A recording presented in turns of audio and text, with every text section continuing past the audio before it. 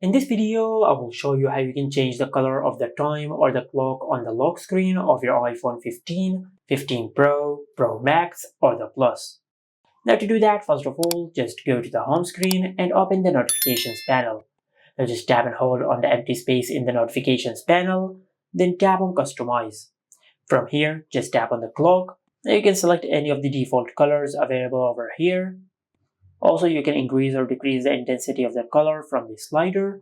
But if you want a more custom color, just tap on this gradient icon over here and you will open this grid. Now you can select any of the color available in this grid. If you want to use the spectrum, as you can see, you have the option for spectrum.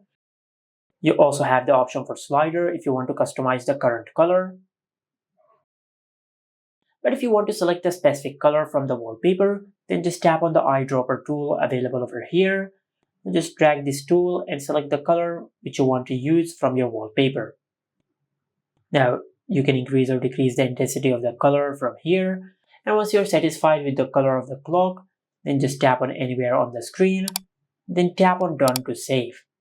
And as you can see, this is how you can change the color of the clock on the lock screen. And this is it. Make sure to like, comment, and subscribe. Thank you for watching.